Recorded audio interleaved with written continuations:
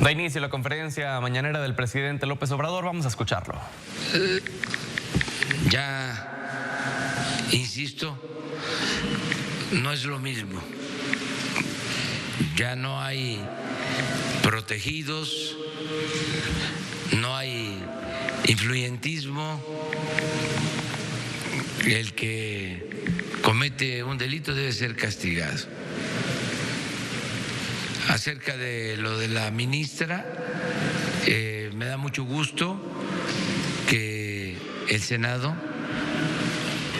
la haya elegido para ocupar ese cargo honroso, ser integrante de la Suprema Corte de Justicia de la Nación. Es una mujer con preparación, con méritos, egresada de la UNAM, de la Escuela de Derecho de la UNAM, con maestría, con doctorado. Se ha desempeñado en cargos también relacionados con el Poder Judicial, con áreas de administración de justicia, y celebro que se haya decidido por ella de manera democrática. Quiero decirles también, porque todavía hay la idea de que el poder de los poderes es el Ejecutivo y el presidente. Quiero decirles que esto ya cambió. No hay línea. La línea es que no hay línea. Yo envío, como lo establece la ley, las propuestas al Senado. Les advierto, en algunos casos, inclusive a los que voy a proponer, cuando los invito, les digo, te voy a proponer, pero no me voy a meter. Van a ser los legisladores, como lo establece la ley, los que van a decidir. Si aceptas así, adelante. A nadie le digo, vas a estar en la terna y eres mi preferida o mi preferido, y habla con tal senador que él te va a ayudar. Ya hablé yo con ese senador, ya le di indicaciones. Todavía más burdo, decían, ya lo instruí. Eso no, eso ya se terminó. Entonces, son los senadores los que resuelven. Y en el caso de estos nombramientos, estoy enterado, informado, porque me llega la noticia de que en el grupo de legisladores de Regeneración Nacional, cuando se tiene que tomar una decisión, que es el grupo mayoritario, hay una elección previa.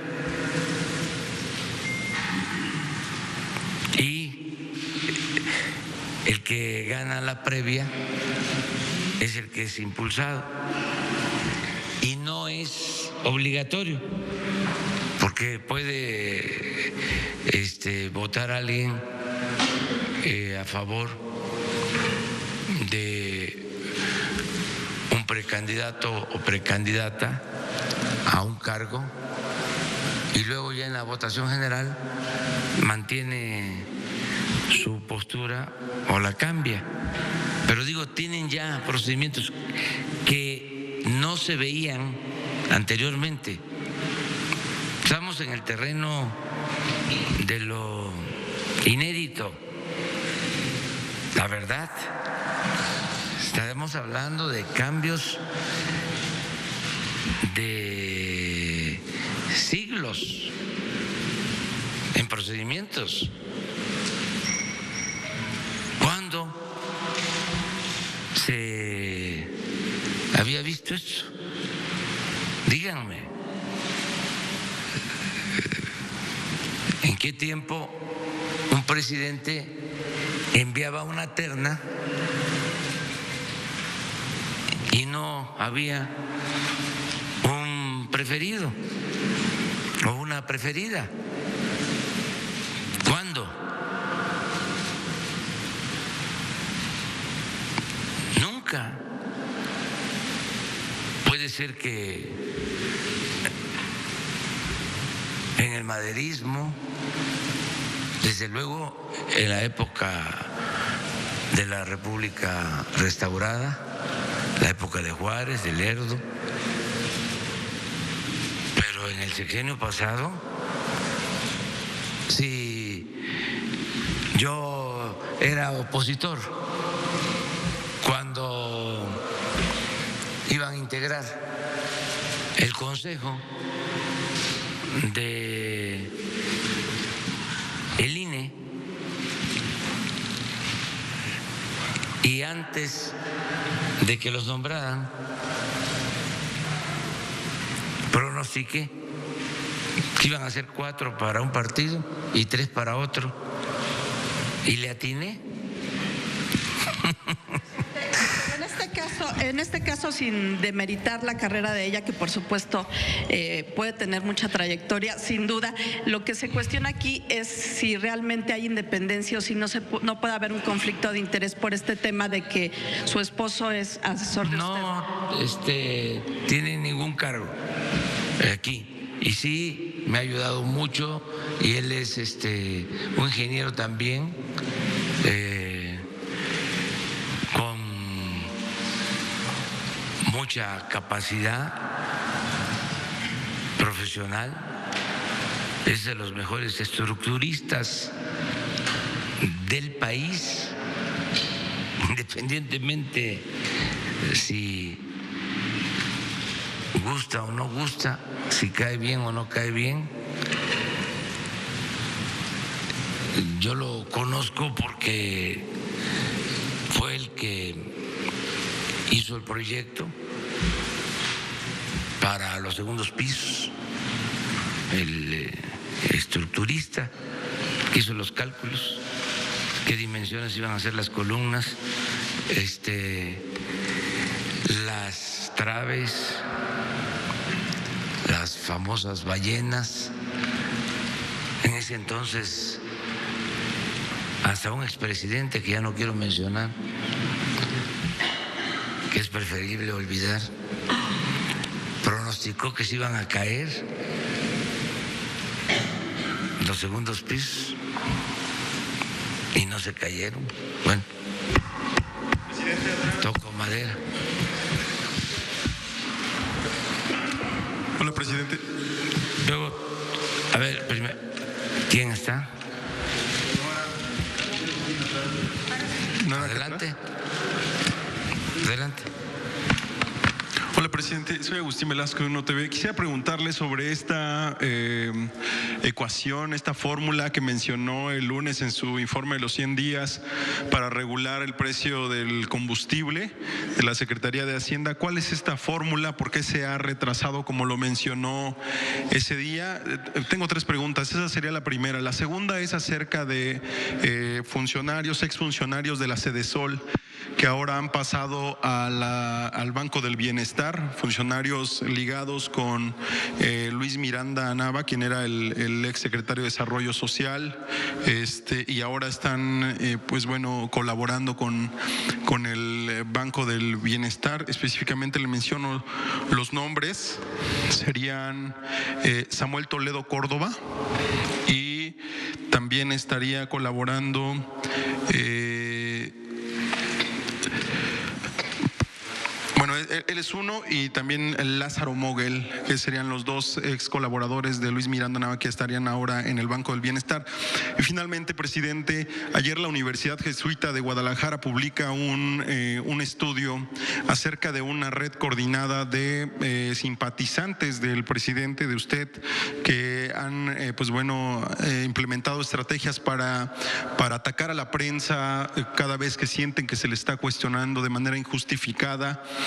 Artículo 19, esta organización que defiende la libertad de expresión, publica también una opinión acerca de que esta red se está apoyando también de algunos youtubers, de algunos blogueros que llaman a la prensa chayotera o vendida, y esto se adereza además con el discurso presidencial de llamar a la prensa fifi. ¿Qué opina de estos estudios que se publican? Y pues bueno, esas serían mis 3 preguntas. Gracias. Bueno, la primera es sobre los precios de los combustibles. Yo hice un compromiso en campaña que voy a cumplir, como todos los compromisos, y consiste este compromiso en que no va a haber aumentos en términos reales en el precio de gasolinas, diésel, gas, luz. Entonces, estamos definiendo el mecanismo para que, si por aumentos en el precio de las gasolinas que se compran en el extranjero, porque estamos comprando nada más de gasolinas 600,000 barriles diarios. Entonces fluctúa el precio internacional. Entonces, si sube el precio internacional, Pemex tiene que aumentar el precio a los distribuidores, y esto desde luego impacta en el consumidor final. Entonces estamos buscando cómo ajustar ese aumento. Existe el IEPS, que es el impuesto a las gasolinas, y existen otros mecanismos. Ya estamos resolviéndolo. Dije en el informe que aumentó por encima de la inflación en este periodo la gasolina magna, el diésel, la luz, y tenemos que ajustarlos. Se está trabajando con este propósito. Lo importante es que vamos a cumplir en todo este año. Si tenemos una inflación de 4.8, que es lo que llevamos hasta ahora, abajo de la inflación del año pasado, ¿sí? 4.8 anualizado. O sea, claro. Entonces, eso sería solo el aumento en los combustibles, porque si no se hace ese ajuste inflacionario, entonces estaríamos en términos reales bajando los precios. Entonces mi compromiso es no aumento en los combustibles en términos reales, y estamos definiendo el mecanismo para eso. Lo segundo, los colaboradores de Luis Miranda. Tomamos nota, ya se ha definido. Nadie que haya estado en dependencias y que tenga participación en actos de corrupción va a trabajar en nuestro gobierno. Entonces, por más que cambien, que pasen de una secretaría a otra, así como está sucediendo en este momento, que ustedes están haciendo esta denuncia y les agradecemos mucho, y hablo de ustedes para no personalizar y que no vaya a haber represalias en contra de nadie. Además somos todos, y así nos debemos de proteger, ¿no? Para que siga fluyendo la información. Entonces, en estos casos se revisa y si hay pruebas, se actúa. Desde luego no se pueden cometer también arbitrariedades, siempre se puede saber, hay manera de enterarnos del comportamiento de cualquier servidor público, ¿no? De cualquier funcionario. Pero no vamos a reciclar a funcionarios que tienen malos antecedentes. No pueden pasar de una secretaría a otra, siendo los mismos que permitieron actos de corrupción o demostraron ser muy ineficientes. Imagínense que en Hacienda sigan los mismos tecnócratas que en 36 años de política neoliberal llevaron al fracaso al país.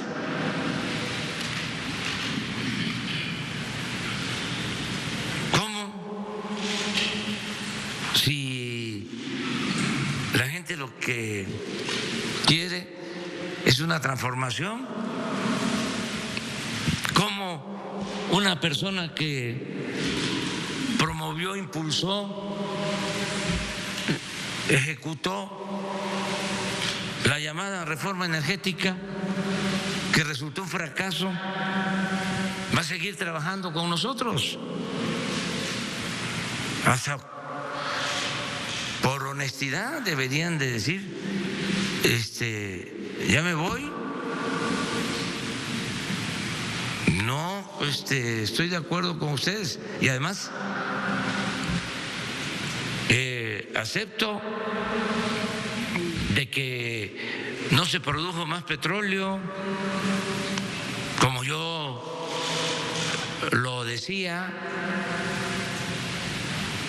no se produjeron más gasolinas, se siguió arruinando la petroquímica, aumentó el precio de los combustibles, hubo menos inversión pública y privada, se endeudó Pemex, se endeudó la Comisión Federal de Electricidad. Y entonces yo, que defendía la reforma energética y que decía que era la panacea, todavía con cinismo, conchudo, hago como si nada hubiese pasado y me quedo a trabajar en un nuevo gobierno que tiene una política económica distinta. Es un asunto de honestidad. Por eso también mi cuestionamiento a la prensa fifí, para contestar tu tercera pregunta, porque porque son conservadores con apariencia de liberales, son especialistas en la simulación. Ahora resulta que este estudio nos cuestiona porque hablamos de la prensa conservadora, de la prensa fifí, y a ver, ¿quién hace el estudio? ¿Qué universidad es? Es la Universidad Jesuita de Guadalajara. ¿No piensa, presidente, que esto generaliza una idea en contra de la prensa en general? No, no. El que nada debe, nada teme. O sea,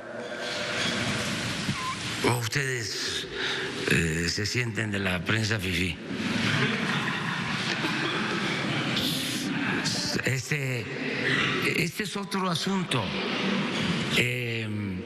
Además, lo dije el lunes, es muy interesante el debate, muy interesante. O sea, fuera máscaras,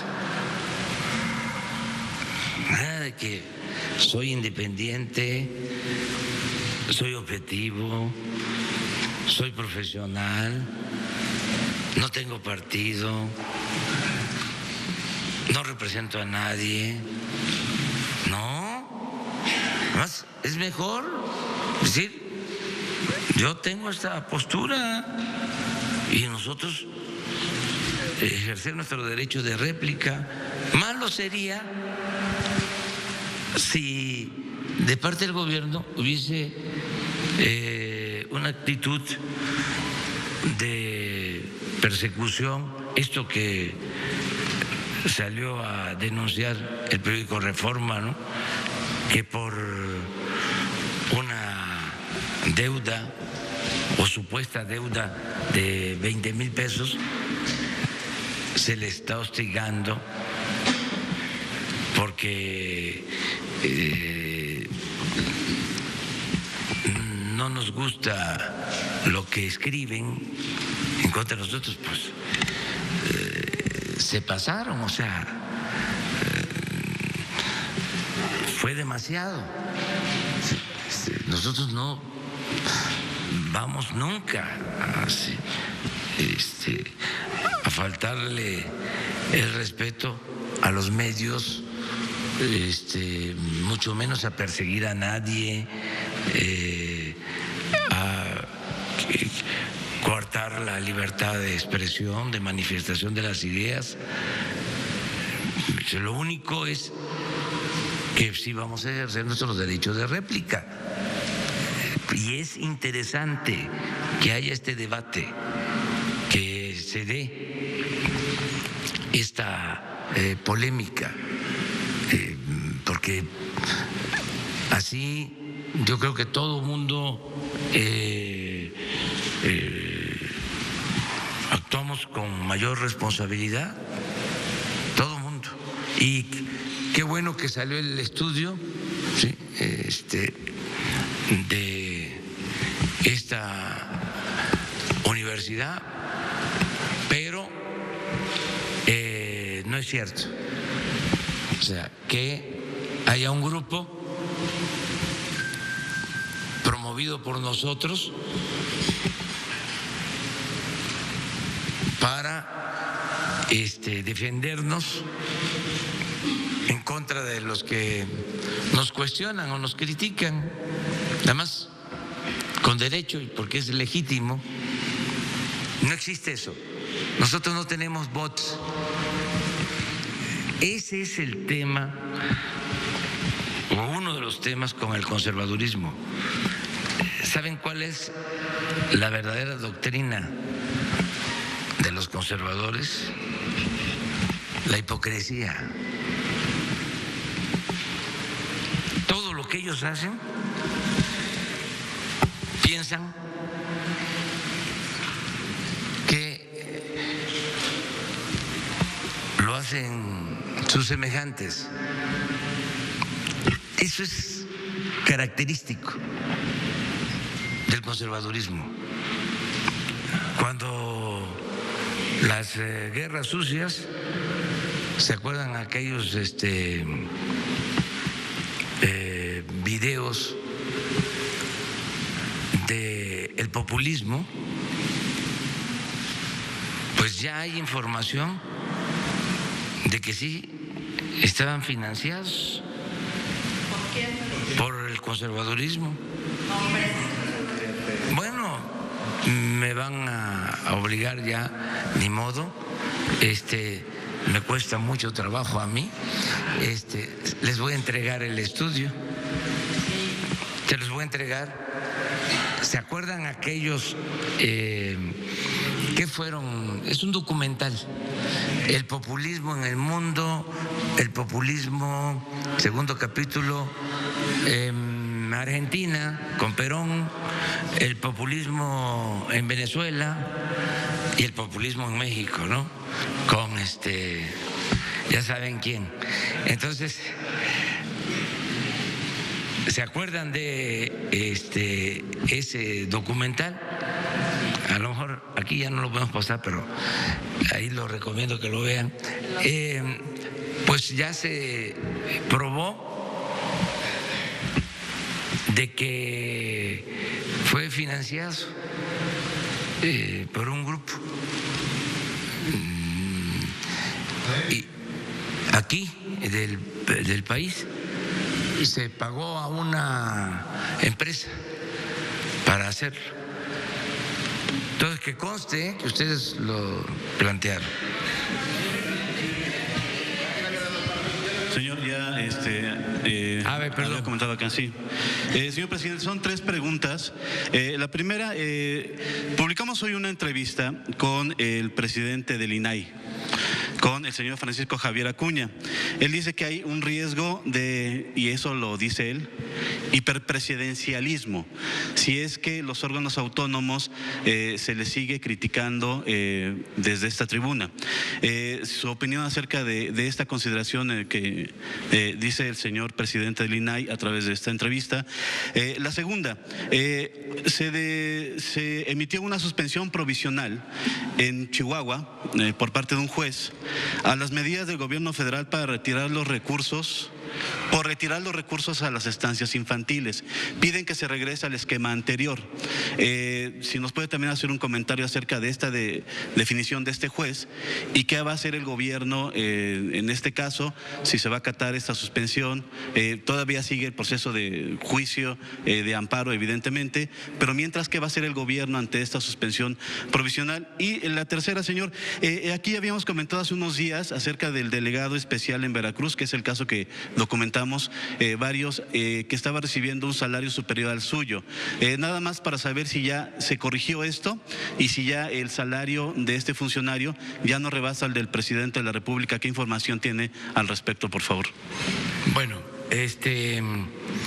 lo primero es lo de la entrevista del presidente del INAI, sí, Francisco Javier Acuña. Sí, pues somos libres. Voy a ejercer mi libertad. Siempre digo lo que pienso, responsablemente. Ayer hablábamos del caso de los jueces, que como nadie decía nada,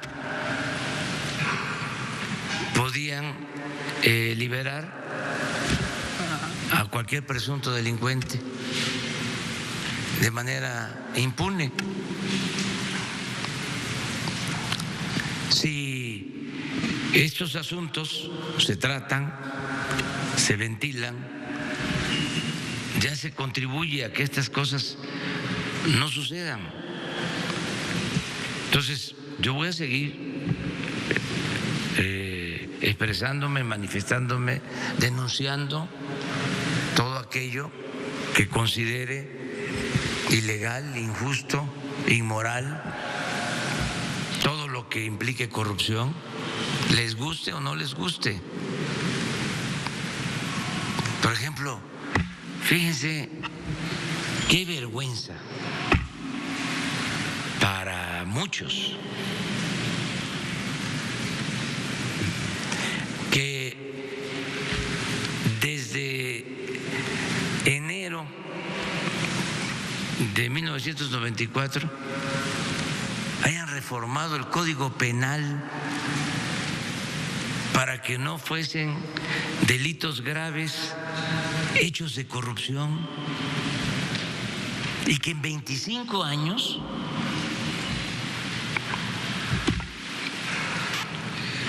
se consideraran como no delitos graves, hechos de corrupción. ¿No les parece vergonzoso? Y en ese tramo se crearon todas estas instituciones. ¿Cómo se llama esta? El INAI. Se ha referido en ocasiones al INAI. ¿Pero cómo se llama? ¿Cuáles sus...? Instituto Nacional de Acceso a la Información y Acceso a la Información. Sí. Imagínense,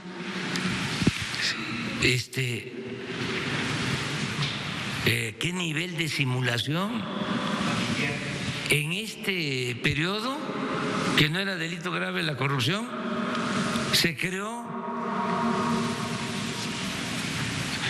el Consejo Anticorrupción. Y nadie dijo nada de que no se podía crear un Consejo Anticorrupción si antes no se modificaba la Constitución para convertir en delito grave hechos de corrupción. Porque si no, ¿qué iban a hacer? No tenían dientes. No había materia. Hablamos de cómo los que han sido detenidos por corrupción le tienen que dar la vuelta y los tienen que acusar de lavado de dinero. Es una vergüenza. Entonces, que el señor entienda que ya no se puede seguir con lo mismo. Se acabó la simulación. No se puede. ¿Saben de dónde surge esto? ¿De dónde viene este régimen simulador? El artífice de la política de la simulación fue Porfirio Díaz. Porfirio Díaz tenía la máxima de que la Constitución se cumplía o se respetaba en la forma para violarse en el fondo. Entonces, todo era formalidad. Nunca dejaba de cumplirse con las formas. Todo era escenográfico.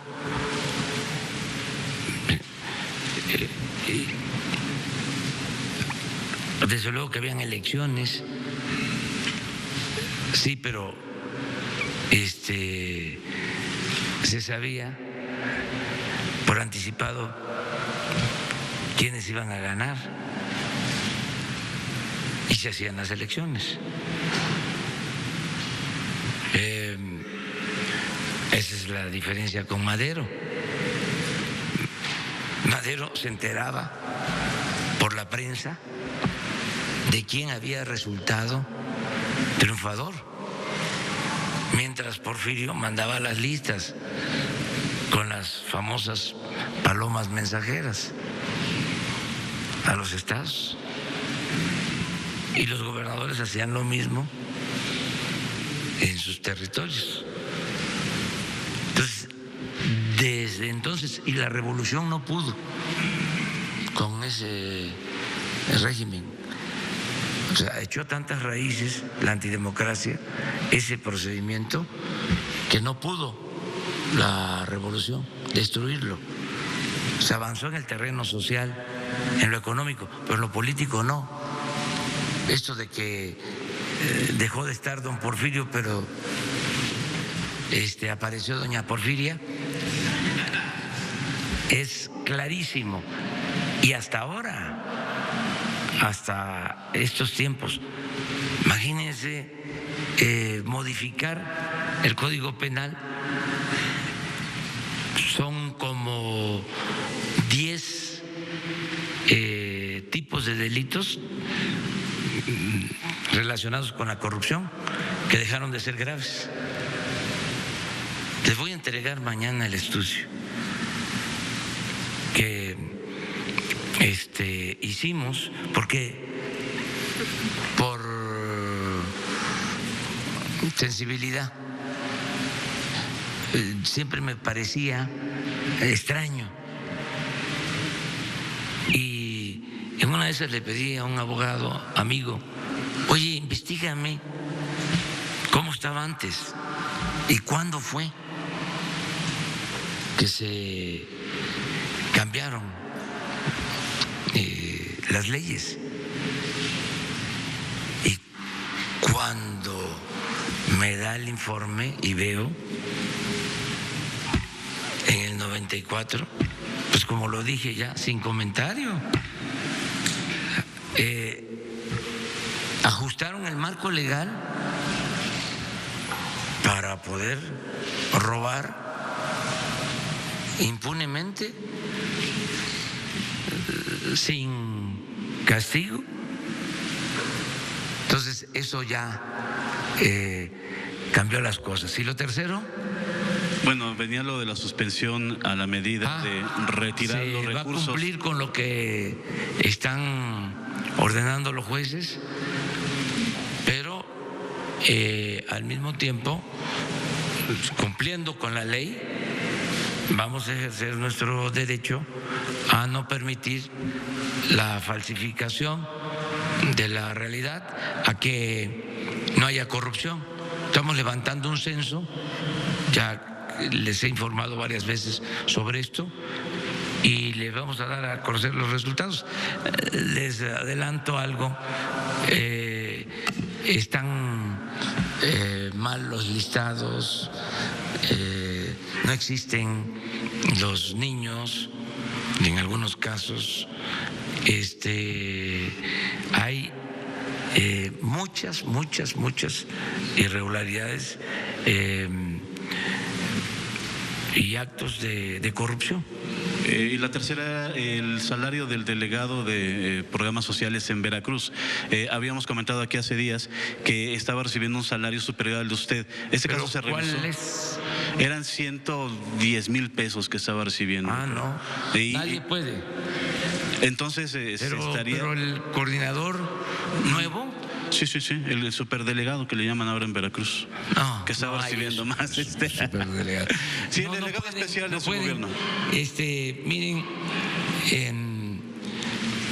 como a veces en Palacio las cosas caminan despacio, hay algunos que todavía ni están cobrando, o sea, porque están haciendo su trámite. De todas maneras lo voy a investigar. Buenos días, señor presidente. Buenos días, señor presidente. Alberto Rodríguez, de SDP Noticias. Sobre esto que pasó de la refinería de Dos Bocas, el subsecretario Arturo Herrera pues tuvo que haber sacado esta información de que no se iban a ejercer este año los recursos de algún lado. No sé si usted sepa si en la Secretaría de Hacienda contaban con esta versión, que era distinta a la que tiene la Presidencia de la República. Y en este sentido también existe el rumor de que la Presidencia de la República ya había decidido no construir la refinería de Dos Bocas, pero que iba a esperar un tiempo para darlo a conocer. Le pregunto su opinión al respecto. Y la segunda, sobre el crecimiento económico, usted promete un 4%, es promedio, ¿verdad? En el sexenio. Sí. Si se creciera a los números a los mejores escenarios que pone el Banco de México en 2019 y en 2020, para los restantes 4 años tendremos que crecer a un ritmo de 4.8%. Quiero saber si todavía está la apuesta en eso y qué papel puede jugar la iniciativa privada, cómo se le puede convencer de que siga invirtiendo en México. Gracias. Sí, bueno, mire, primero hubo un malentendido en las declaraciones del subsecretario de Hacienda. No existe ninguna contradicción o menos confrontación. Somos un equipo. Los que están en Hacienda son profesionales, gente de primera. Les tengo toda la confianza y desde luego todo mi apoyo, todo mi respaldo y respeto, porque muchas veces me hacen planteamientos donde yo tengo o puedo tener alguna duda, y como sé que se trata de muy buenos profesionales de la economía, muy buenos, les hago caso. O sea, es a los que más caso les hago. Que si se trata de la política social, pues ahí yo tengo un poco más de experiencia. Llevo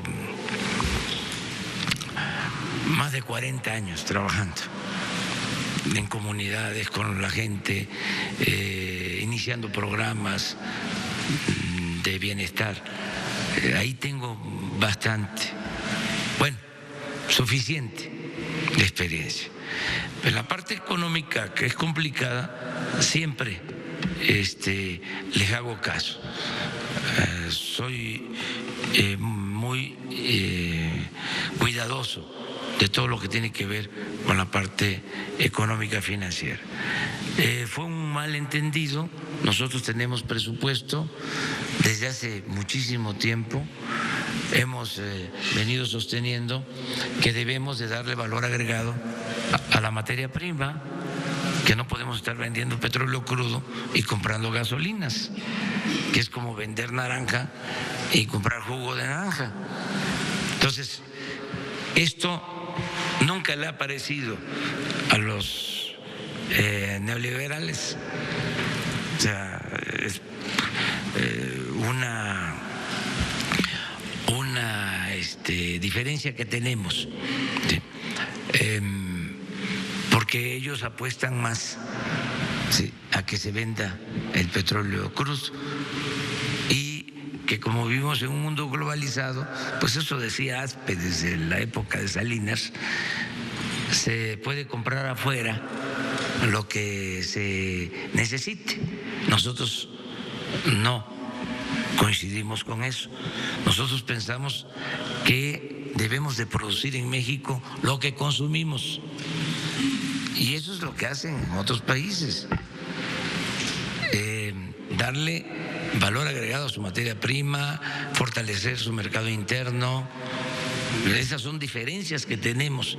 Entonces, sí queremos refinar.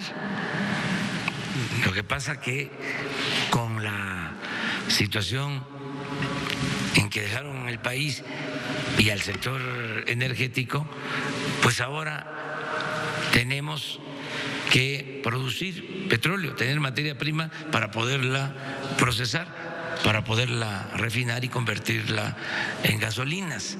Pero sí vamos a eso, vamos a la autosuficiencia, a que no se compre gasolina en el extranjero. Entonces, por eso la rehabilitación de las 6 refinerías y la construcción de la nueva refinería de Dos Bocas. Y está en el presupuesto de este año, 50,000 millones de pesos están presupuestados con ese propósito.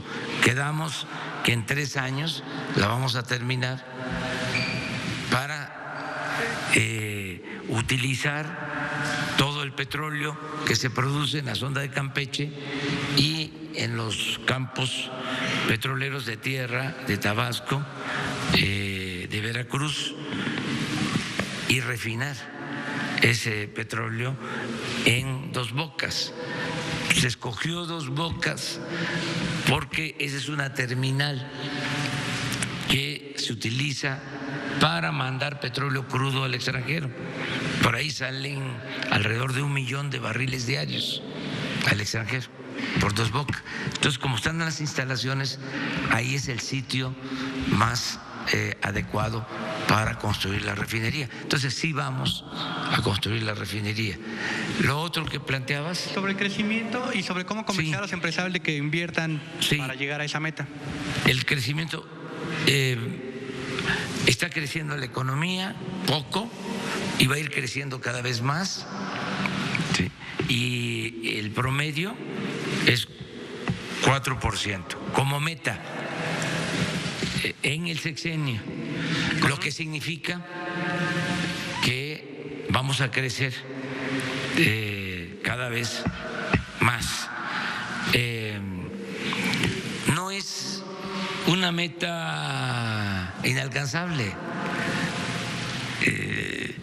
Se nos olvida que antes del periodo neoliberal traíamos crecimientos mayores al 4% anual. Desde los años 30 hasta el 82, 50 años, México creció a una tasa promedio. Sí, la conferencia de prensa del presidente Andrés Manuel López Obrador hablando de la refinería en Dos Bocas, Tabasco, hablando también acerca del crecimiento que prometió de 4% en promedio para este sexenio. Hablaba también de los jueces, hablaba de otros temas relevantes que le estaremos dando a conocer más detalles en los siguientes espacios informativos.